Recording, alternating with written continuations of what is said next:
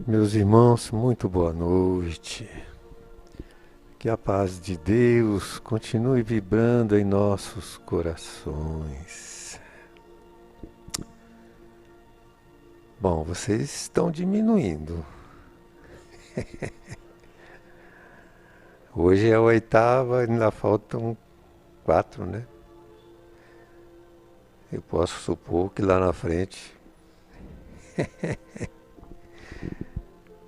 Mas eu tenho que agradecer a vocês. Vocês estão me ajudando, vocês nem sabem quanto. Pode parecer que eu estou exagerando.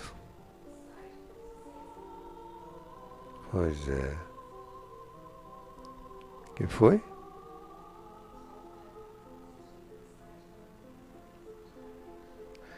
É, aqui não dá para ouvir. É. Bom, mas eles estão assistindo pelo site. Tudo bem, eu acredito em correntes mentais. Mas vocês me dão mais do que isso aqui, viu? Eles também ajudam lá quando querem e podem. Mas vocês aqui, diante da tela e diante desse quadro ambiente, fazem um papel de coautores do processo que eu estou vivenciando. Muito obrigado mesmo. Então vamos começar, meus irmãos. Capítulo 8. O Divino Legado. São extratos adaptados, não é ipsis literis. Ou seja, não é cópia exata do que está escrito. Tem adaptação para poder caber. Então a beleza está no original. Se você se sentir atraído, leia. Porque esse capítulo é de uma beleza sem par. Interessante que nós estamos equacionando o Evangelho com a evolução. E o capítulo de hoje é exatamente o cerne do objeto da obra, que é a evolução, e do objetivo, que é exatamente a relação do Evangelho com a evolução, quanto ao seu poder, o poder do Evangelho na evolução. Interessantíssimo esse aspecto do capítulo de hoje. E mais.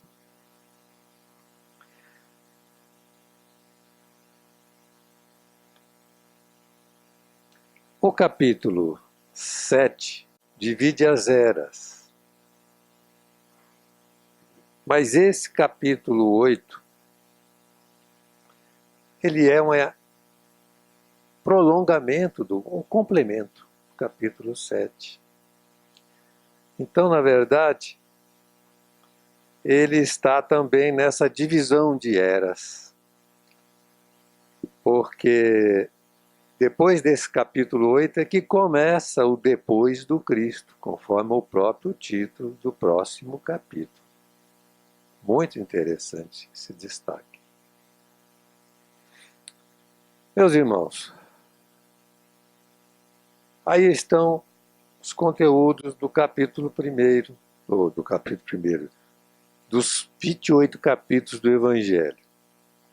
Assim, uma pincelada na ideia do conteúdo de cada capítulo.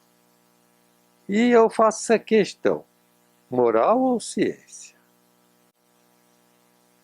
Vocês já pensaram nisso? Interessante. Vamos começar a pensar, quem não pensou. Por exemplo, Deus tem alguma coisa a ver com a ciência? Felicidade? Amor? Vida? Porque esses conteúdos aí em blocos estão relacionados a estes aspectos. Vamos ver o que Kardec, de uma certa forma, fala sobre isso. No primeiro capítulo do Evangelho segundo o Espiritismo, ele diz: a ciência tem por objeto o estudo das leis do mundo material, assim como a religião, as leis do mundo moral. E o Espiritismo, as leis do mundo espiritual. Interessante, hein? Muito interessante. E qual a missão do Espiritismo? Ensina Kardec. Exatamente, fazer a aliança das leis da ciência com as leis da moral, juntando ciência e religião. Então, dentro desse quadro de ideia, nós podemos compreender perfeitamente que, na verdade, na essência, vale mesmo aquela afirmativa de Jesus: o amor resume todas as leis. A gente pensa logo nas leis morais, né? Todas as leis. E tudo aquilo que ensinaram os profetas. Porque as tais leis antigas e os profetas ensinavam de tudo, até a plantar.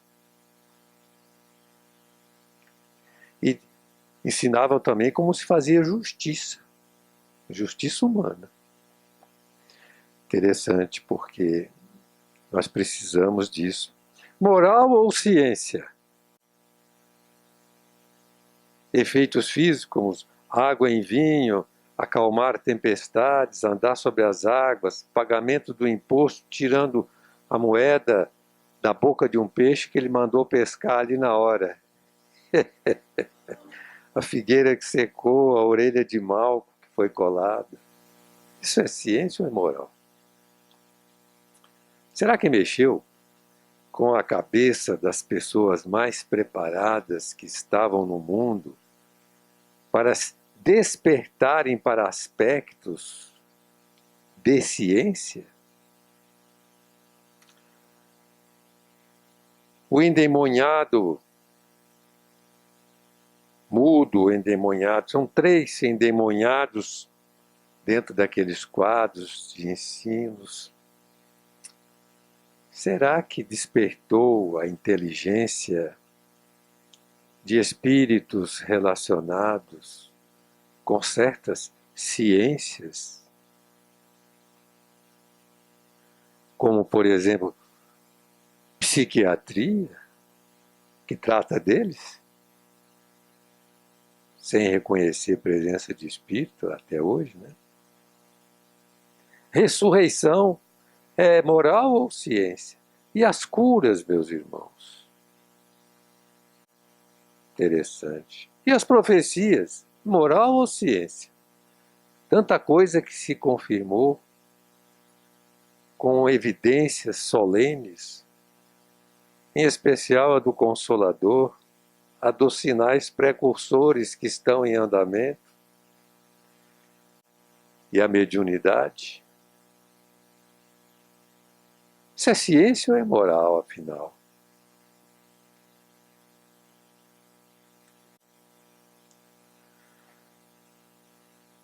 Esse atendimento da necessidade pública do Cristo,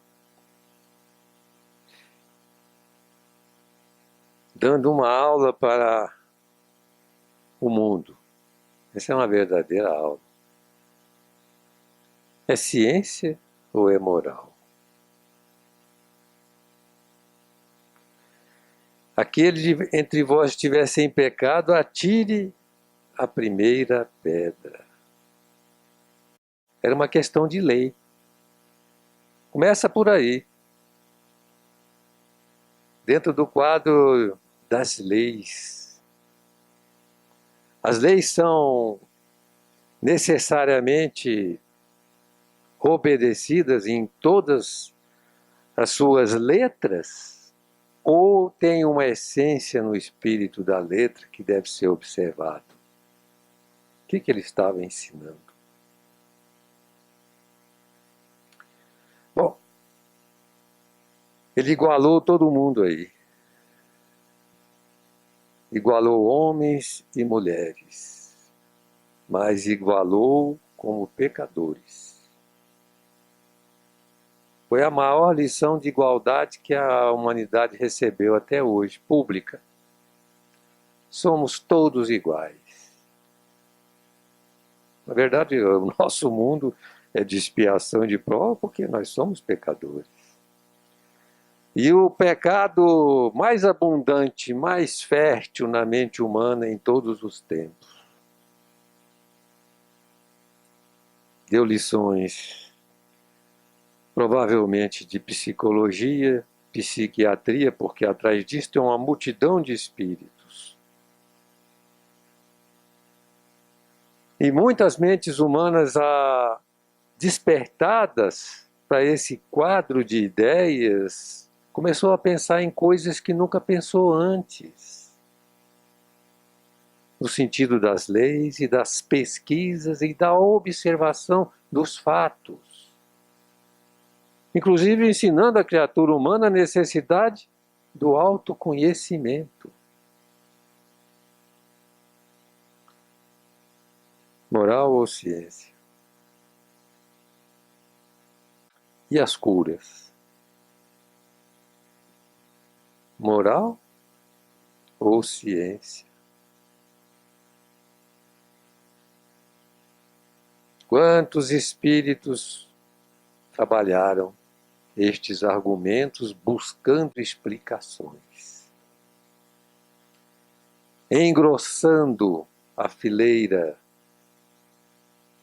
daquilo que nós chamamos de ciência. Muito bem. Vamos iniciar o nosso conteúdo do Universo e Vida. Eu destaquei estes blocos dentro daquele conteúdo como perguntas. As perguntas não estão lá, mas eu descobri as respostas. Então eu faço as perguntas para fazer os blocos, para a gente fixar melhor as ideias. Qual o significado do Evangelho? Como Jesus o ensinou? Sofre a ação do tempo? É luz sobre o candeeiro? O que somos antes e depois dele? Como é a casa do Pai com ele? Ele contribuiu com a ciência? Por que falta o Evangelho na ciência? Quais serão os seus efeitos na ciência? Sua contribuição à medicina espírita, à sociologia e à política, à filosofia e à ética, à estética, à lógica, à filosofia de regimes políticos, ao direito humano, aos direitos do homem, à religião no futuro. E como será o futuro com o Evangelho? É esse o assunto desse capítulo. Então agora nós vamos focalizar os trechos adaptados com alguns ligeiros comentários. Pode ler. O divino legado. A inteligência humana... O significado amplo do Evangelho é o primeiro item, certo. Bloco. A inteligência humana ainda não dispõe de capacidade suficiente para bem avaliar a divina grandeza do Espírito de Jesus. Tentam minimizar o significado do Evangelho no contexto da evolução planetária. Tentam ignorar-lhe a contribuição nos campos da ciência, da filosofia e do direito, limitá-los às dimensões de apenas uma religião. É chegada a hora de se aferir melhor a realidade dos fatos, para que a verdade e a justiça prevaleçam no interesse da humanidade. É o que veremos a seguir. Exatamente é isso que o Áureo vai abordar. Despertar-nos para esta questão grandiosa. O Evangelho afeta, aborda, implica em todos os campos do pensamento do homem. Então, como Jesus ensinou o Evangelho? Ele começa por aí. Simplicidade, humildade, pobreza, singeleza marcam a sua presença e o seu messianato. Nenhuma propriedade, nenhum dinheiro, nenhum bem cercou-se da gente mais inculta de um povo subjugado, que eram os judeus, subjugado aos romanos. Sem cajado, título, cátedra, poder mundano ou diploma, foi coroado apenas com espinhos, açoitado como se fora bandido, pregado na cruz, como se fora ladrão.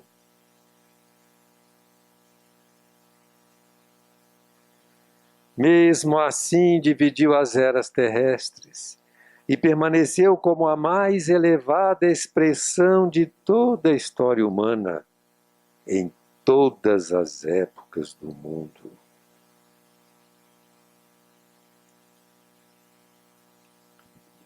O Evangelho e a ação do tempo.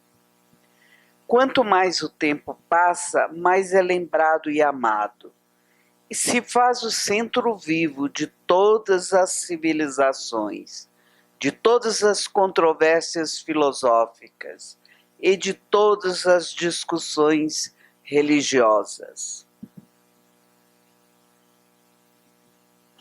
Se pudéssemos somar todos os grandes gênios, santos, guerreiros, estadistas, reis, poetas, músicos, cientistas, filósofos, representariam pálida legião de glória e poder, se confrontada com o poder e a glória do Cristo Jesus. Aqui cabe um pequeno comentário. Realmente, a grandeza do Cristo, muitos a abordaram.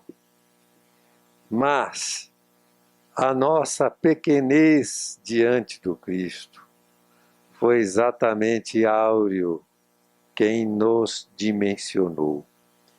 Foi ele que nos colocou, na verdade, até onde pensamos, no nosso lugar, dentro da escala da evolução, com uma clareza que ninguém que eu saiba, que eu tenha lido, tal, fez antes dele.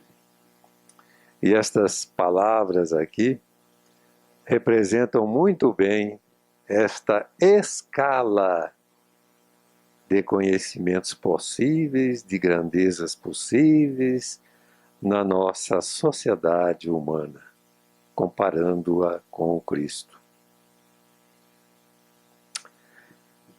Evangelho é luz sobre o candeeiro. Ele produziu esse sublime milagre de nos revelar, sem ofuscar-nos, verdades eternas de incontáveis faces. Com aquelas palavras simples, parábolas, lições como essa da mulher adúltera, tal. Fala de muitas coisas com uma beleza e a profundidade imensa, mas nós continuamos enxergando, não ficamos ofuscados. Às vezes não entendemos nada, ou muito pouco, mas o tempo nos faz enxergar um pouquinho mais. Dosou-as de tal modo que pudessem ir sendo por nós compreendidas e assimiladas, sem pressa, sem traumas.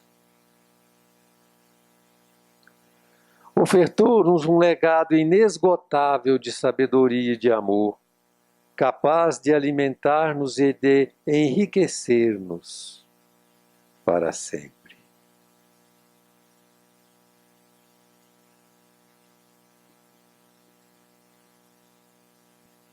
O que somos antes e depois do Evangelho?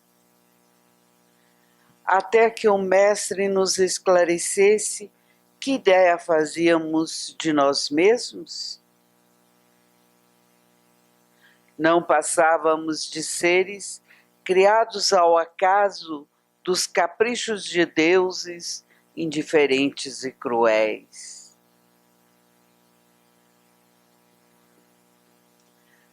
Libertando-nos desse servilismo e elevando-nos à condição de príncipes dos universos, Jesus nos revelou a amorosa paternidade do Deus eterno e único, pleno de bondade, misericórdia e justiça. Vós sois deuses, né? As coisas que eu faço, vós também podeis fazer. Que desdobramentos, meus irmãos.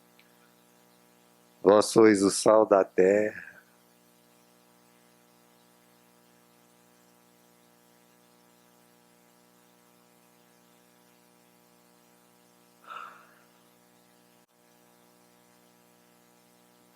A casa do Pai no Evangelho.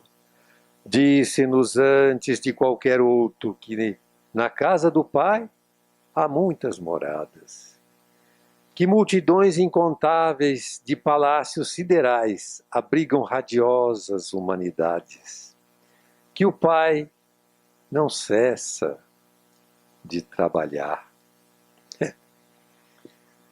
para abrir as ideias da humanidade sobre esse aspecto da vida além da Terra.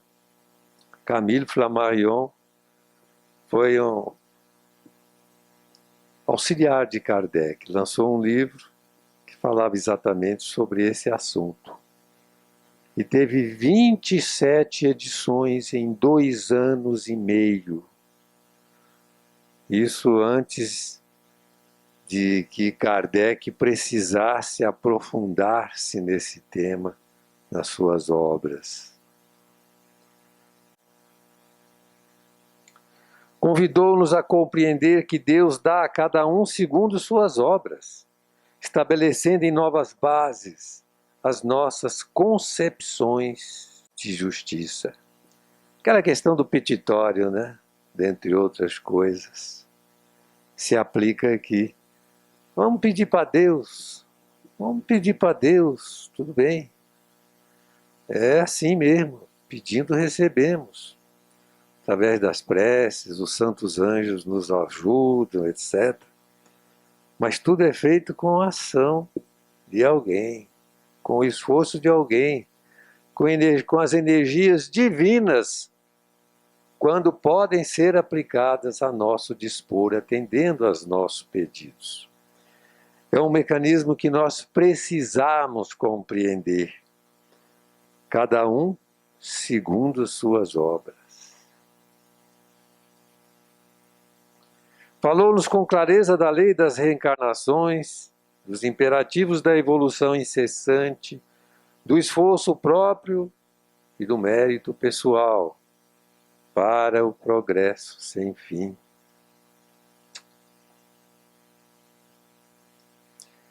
Exatamente. A base da justiça, da compreensão da justiça divina está na lei da reencarnação. Por isso está lá naqueles 4 primeiros capítulos do Evangelho segundo o Espiritismo. Sem a reencarnação, incompreensível é justiça divina. E o próprio Deus.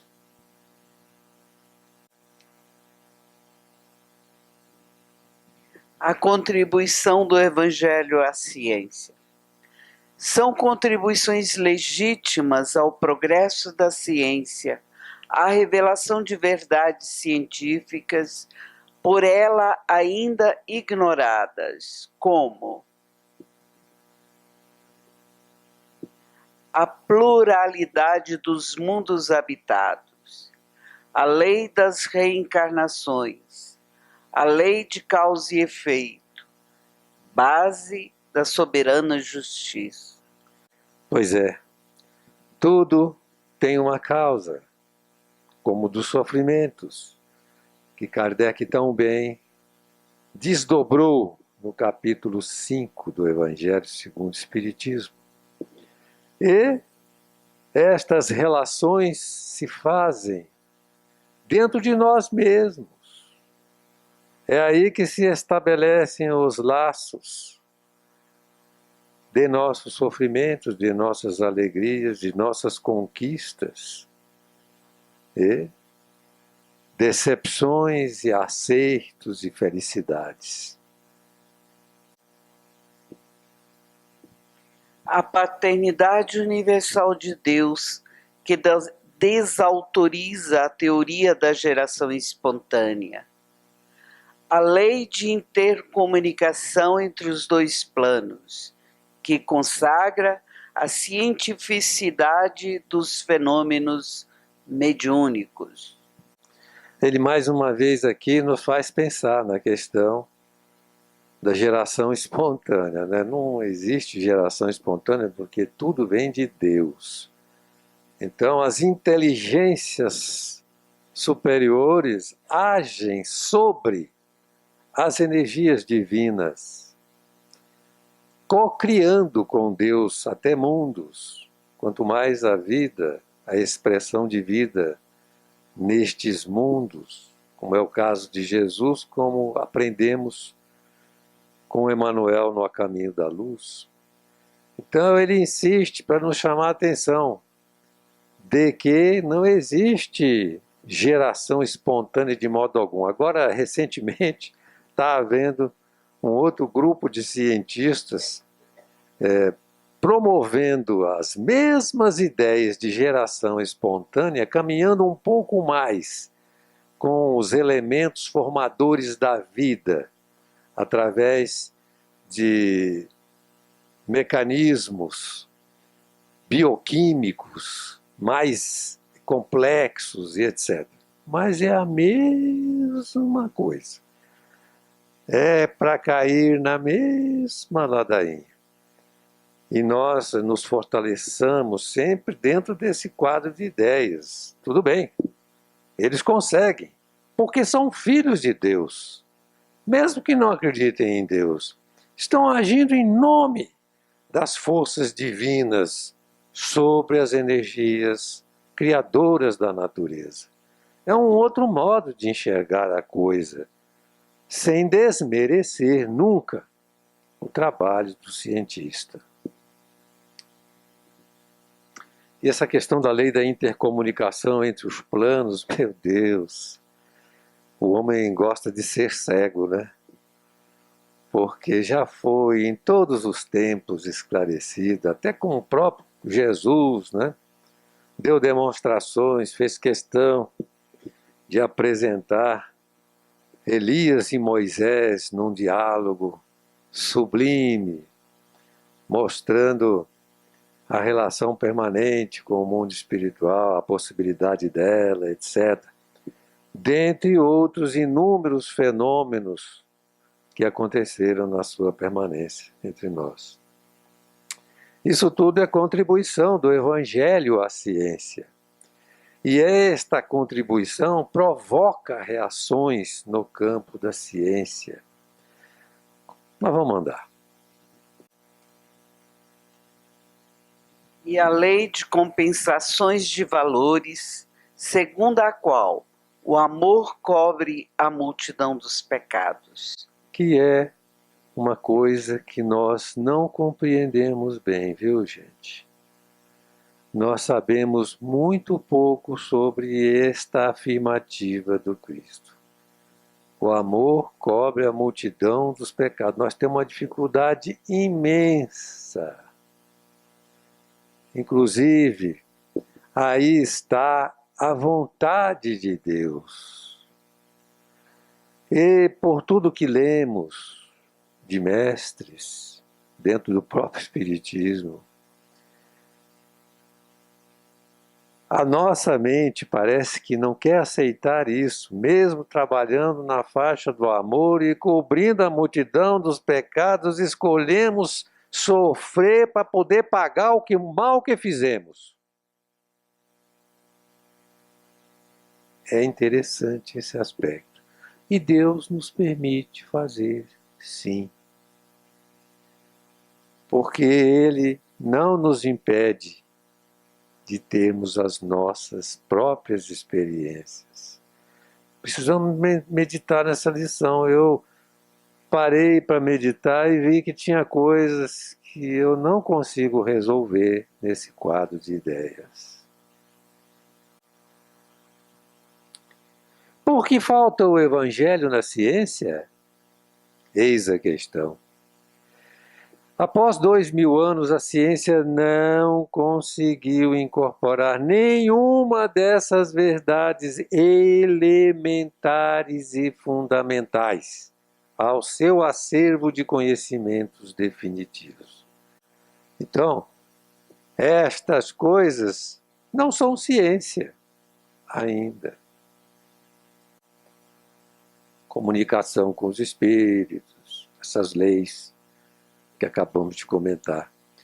E por que não conseguiu?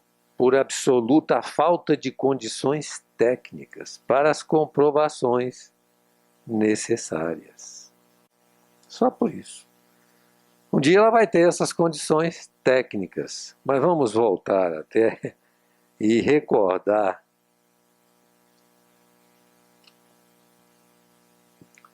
um capítulo anterior em que Áureo nos explica que era o capítulo 1º, para haver uma relação com a comunidade cósmica, é necessário sim que o homem não seja predador dos bens do espírito.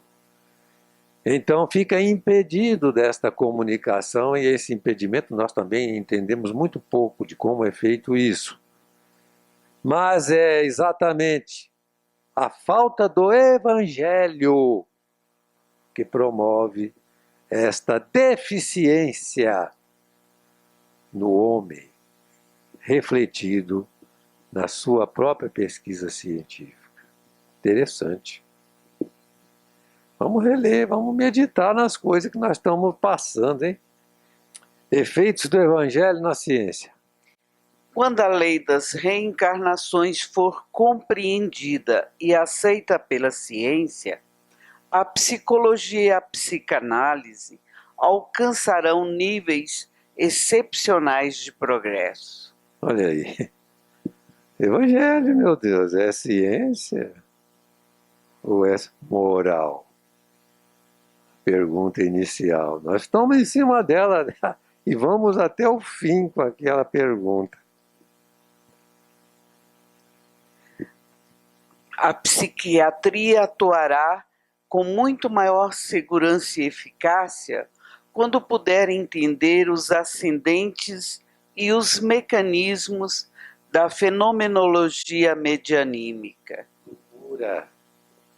Loucura, desacertos da mente, desequilíbrios. Ora, nós temos tantas informações e até vivências nesse clima de processos, de tratamentos, em que o mundo espiritual se reflete fortemente nestes acontecimentos todos. E a ciência, a psiquiatria, né, receberá um reforço imenso quando puder adotar, mas ela não pode ainda, porque a fenomenologia medianímica depende da lei da comunicação com o mundo espiritual, que não é ainda ciência, não é adotada. A parapsicologia encontrará caminhos ilimitados de desenvolvimento quando incorporar aos seus princípios a certeza da imortalidade e as técnicas de intercomunicação dos espíritos. É o que falta a esta ciência experimental, a parapsicologia, né? Fundada por Heine na década de 30, um professor, um cientista e professor universitário. Esse livro aí eu recomendo para quem tem interesses no assunto, do professor engenheiro civil Hernani Guimarães Andrade, um cientista desta área de pesquisas, espírita que desencarnou. Muito bem, é uma linda ciência, mas ainda não conseguiu, de uma certa forma, a clareza da comunicação com o mundo espiritual como base experimental, tal, porque aí misturaria com o espiritismo, né? Propriamente. Medicina e evangelho. Quando a medicina detectar na mente o fulcro causal e o núcleo controlador de todas as atividades e ocorrências biopsicofísicas, então, detectar na mente e não no cérebro o fulcro, a causa que controla tudo. Quando a medicina chegar nesse ponto, poderá inaugurar uma nova era para a saúde e o bem-estar dos povos. Isso será através da terapêutica de eliminação do ódio e da cupidez, do orgulho e da intemperança. Olha só, a medicina fazendo isso. Acaba com os pregadores dos centros espíritas, de pastores, de padres, e todo mundo vira o quê? Os cientistas da medicina, os médicos fazendo isso. Que maravilha! Que crescimento!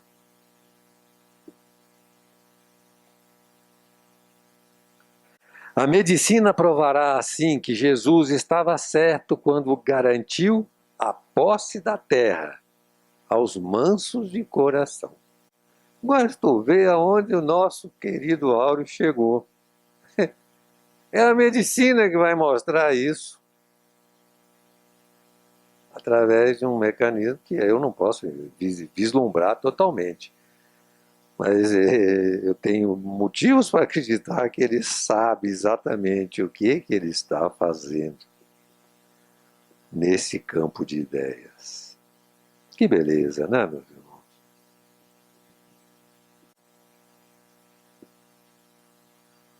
Evangelho e medicina espírita do futuro.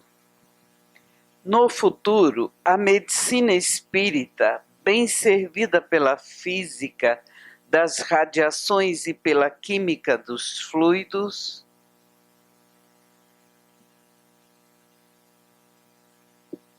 saberá utilizar os poderes anímicos e as forças da natureza, como fazia o Mestre Divino. Aí nós temos a física das radiações. Radiações emitidas pelas energias da nossa mente, através dos mecanismos do corpo espiritual, da nossa vontade, no passe, na prece, tudo isso é radiação. Mas eu acredito que ele esteja falando também de radiações como estas dos instrumentos que provocam raios também, subsidiando processos de tratamento. Porque se prevê nesses quadros a vidência do campo espiritual, a ação das energias no campo espiritual, além daquele quadro de frequências vibratórias hoje, atualmente, que limita a pesquisa, a visão, o acompanhamento dos processos. É uma forma de pensar que eu proponho para vocês meditarem. Utilizar os poderes anímicos são os poderes da alma e as forças da natureza. É isso que eu acabei de falar. Como fazia o mestre divino? Ele não fazia milagres. Kardec provou isso nas teses, especialmente em A Gênese.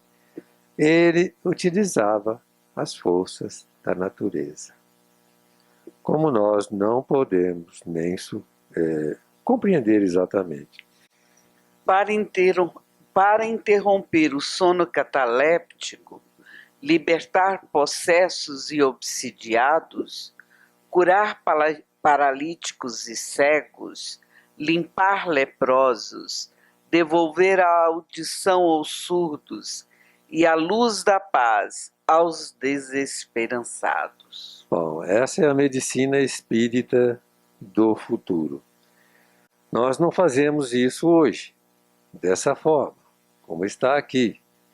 Mas, vejam bem, haverão cegos, leprosos, etc., nesse futuro, que é um futuro relativamente próximo, então, não é?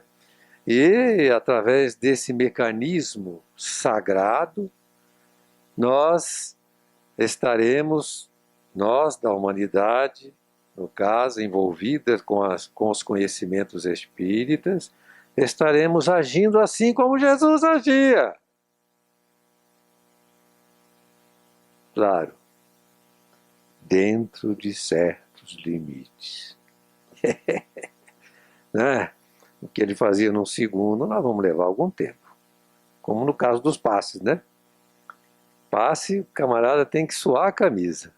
Jesus estendia só a mão.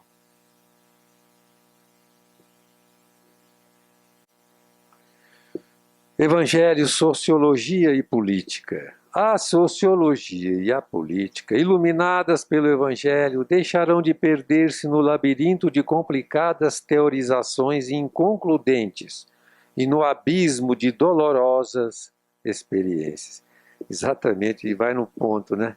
São as complicadas e inconcludentes teorizações que marcam estes aspectos dos estudos destas ciências humanas.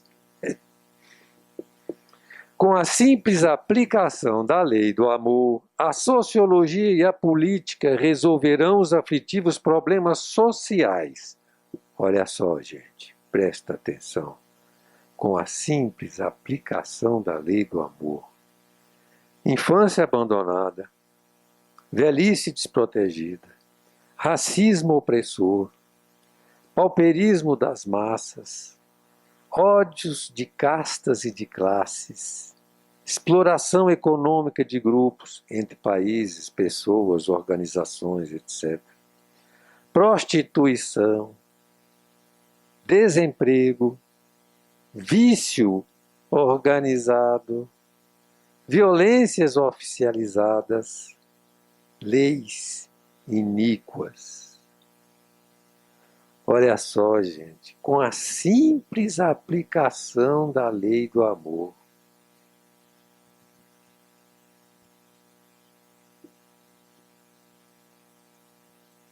Evangelho, Filosofia e Ética. Se são ainda tão precários os conceitos filosóficos de ética, é porque os homens de pensamento não compreenderam ainda a divina moral de Jesus, integral e eterna, definitiva e abrangente. Ética, a regra de bem proceder conforme as leis de Deus, ou seja, obedecendo à vontade de Deus. Então, os conceitos filosóficos estão exatamente, de certa forma, apagando a clareza desta ideia, conforme veremos. A moral não é relativa, não é mutável em função dos costumes, das culturas e das épocas. essa discussão se estende por numerosas obras, numerosos pensadores e etc. Um dia, os cultores da filosofia entenderão que a moral evangélica é padrão eterno, ao qual as outras formas transitórias de moral menor terão afinal de ajustar-se. Uma pena que não se ajustem logo, porque se simplificasse esse processo de discussão e fôssemos logo para a lei maior, a moral do Cristo, que o Cristo ensinou, resolveríamos muitos problemas de modo muito mais rápido e eficiente. Evangelho, filosofia e estética. Como mudarão os conceitos de estética quando o bem for no mundo o soberano e único modelo de arte e de conduta? É impressionante a aplicação do Evangelho, meus irmãos, porque o bem é o conteúdo fundamental do Evangelho, né? E da moral, segundo esse conceito que acabamos de ver. Então, vai influenciar na estética e etc. Filosofia e estética. Cessarão as aberrações e as monstruosidades que nós estamos vendo aí, por exemplo, agora a televisão mostra com frequência, né, como artes, coisas indignas, né, desta classificação, mas o mundo se cala. O mundo se cala. E a mídia, com prazer, divulga, como se aquilo fosse realmente uma expressão de criatividade solene da alma que procura algo do belo. Cessarão as aberrações e as monstruosidades que se impingem como formas consideradas hábeis de beleza. Bom, é um campo que nós precisamos meditar. E que não passam de tenebrosas expressões de distorção mental e de grosseira deturpação da sensibilidade.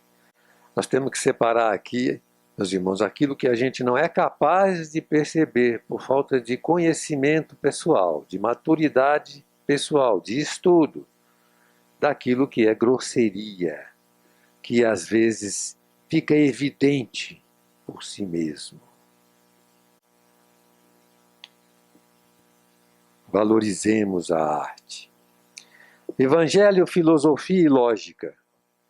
Talvez seja nos domínios da lógica que a maior revolução terá lugar na era nova do Evangelho aplicado. Lógica é a ciência do pensamento correto, né? Exatamente a correção do pensamento, a incorreção do pensamento, a manipulação por inteligências nobres, muitas vezes, conduzem o homem a pensar de modo incoerente com a moral que nós acabamos de comentar, ou com outros aspectos da vida. O pensamento regenerado não mais adotará premissas mentirosas para chegar a falsas conclusões. Isso aí diz tudo, né, meus irmãos? Isso é muito utilizado em todos os conteúdos, muitas vezes, de grande afetação ao interesse do homem. Cessará o hábito de mascarar a verdade e fazer claudicar a justiça. Bom, isso aí a gente vê direto, né? Como se fosse dignidade profissional respeitar a mentira e a falsidade em muitas, vamos dizer assim, muitos interesses em que A justiça necessitaria da verdade para complementar-se realmente com dignidade perante a sociedade. Esse é um dos pontos que a gente vê com muita frequência. Não mais terão honras de doutrinas filosóficas as concepções negadoras da paternidade de Deus e da dignidade humana, da superioridade do bem e da fraternidade universal, da supremacia do amor e da soberania da verdade. Ou seja, ninguém poderá mais negar a Deus, falar mal do bem, em outras palavras, né? E negar as vantagens do amor, né? Será uma adoção generalizada, não é? Automática, sem a menor dificuldade, quando estas coisas obedecerem aos princípios da moral evangélica.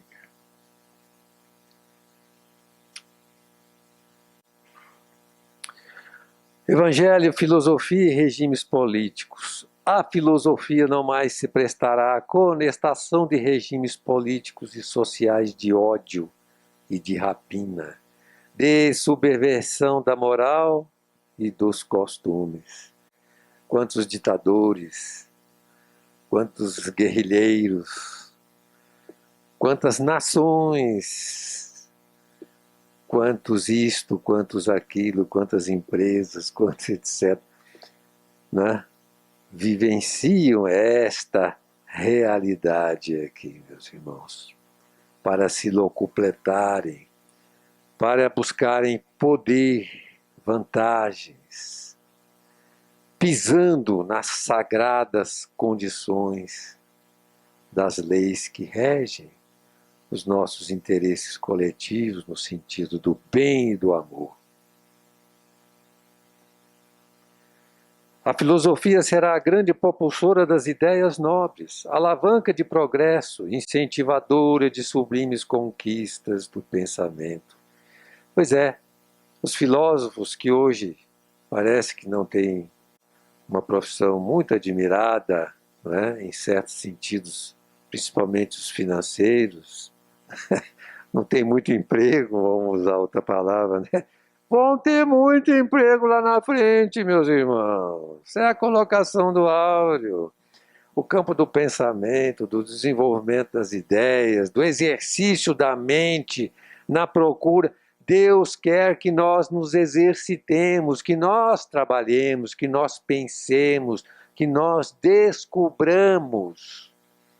Trabalhando, exercitando a nossa capacidade de criação, de aprofundar, de observar e de propor ideias e gerenciar a felicidade, né, e as conquistas através do mundo, do pensamento, o campo das ideias.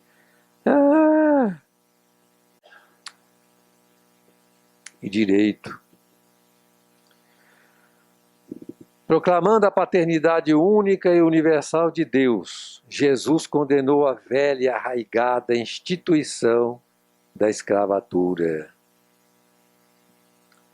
Definiu a igualdade dos direitos humanos, igualou a mulher ao homem, reformulou o direito das obrigações, aboliu os juramentos, eliminou a necessidade para justificar crimes. Esse negócio de justificar crime por necessidade é utilizado por todo mundo, né? Por organizações de toda a ordem, para manter a ordem, para defender interesses nacionais, interesses partidários, interesses institucionais, etc., etc. E abolir os juramentos também. Que hipocrisia! Ora, o homem deve valer por ser homem, por ser um filho de Deus, por ser uma criatura que tem a capacidade de pensar, de agir e de falar sempre a verdade, compatibilizando-se com o interesse de todos e não através de falsas atitudes como essa, etc. Bom, vamos andar. Nosso tempo já começa a ficar pequeno.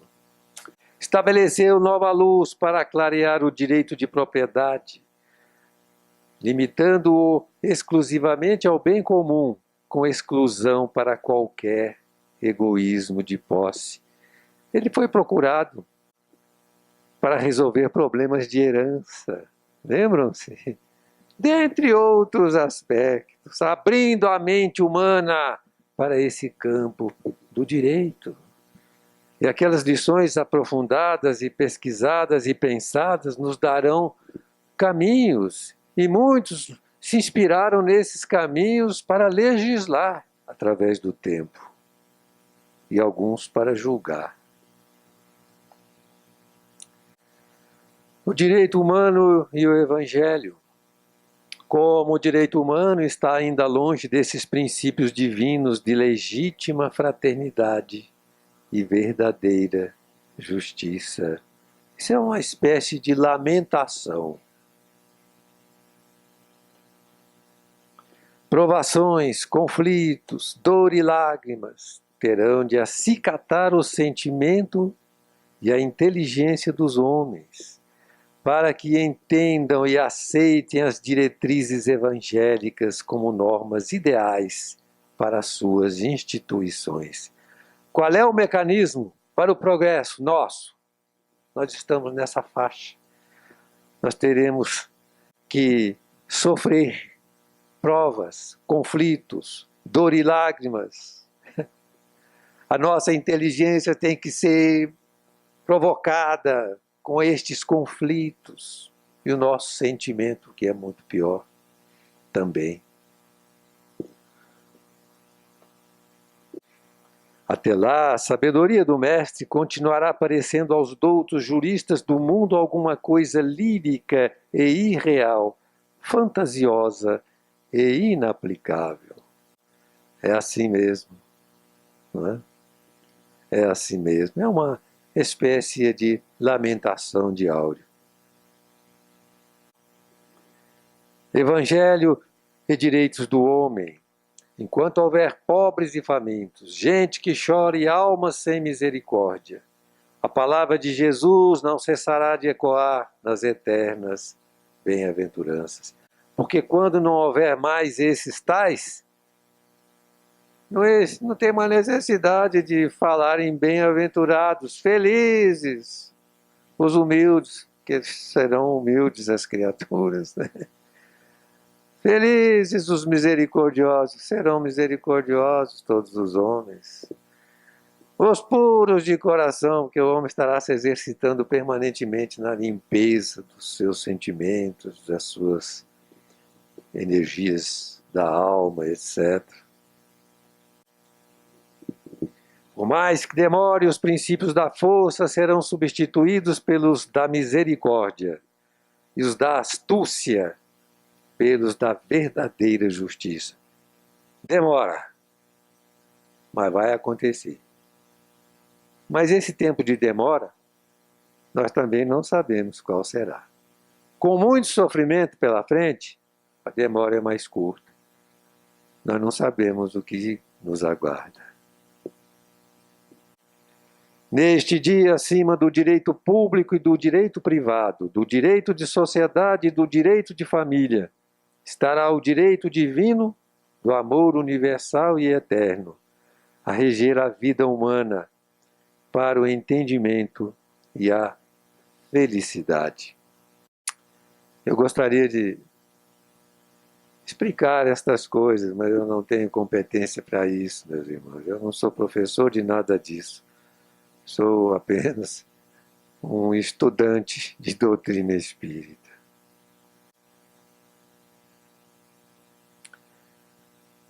Evangelho e religião no futuro.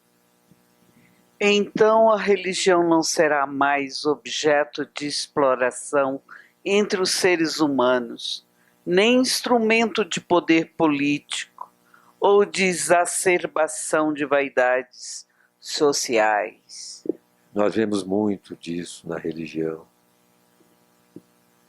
As preces sentidas e sinceras não serão comercializadas. E os maiores dentre os irmãos serão invariavelmente os servidores de todos. Exemplo, Chico Xavier, o maior brasileiro de todos os tempos. Meus caros irmãos, como somos felizes com o Espiritismo. O futuro com o Evangelho. O divino legado de Jesus que a humanidade terrena ainda não quis aceitar e não pôde receber.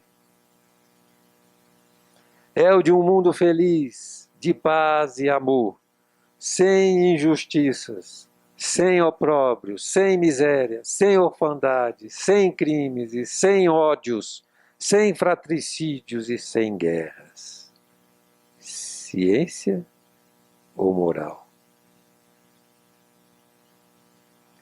Onde todos solidários e progressistas criarão a beleza, desenvolverão a ciência e as artes, a filosofia e a técnica. Parece um sonho. Todos.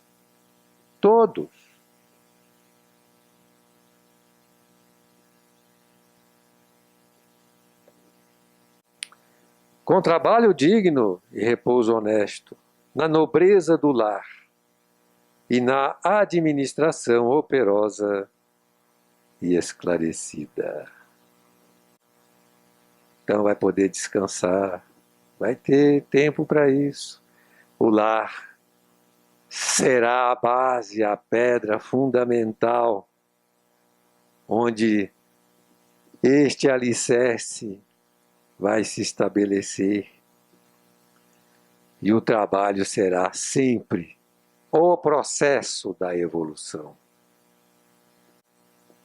Meus irmãos, nós vimos hoje o divino legado, extratos adaptados, com este bloco de ideias que vocês tiveram a paciência de nos acompanhar.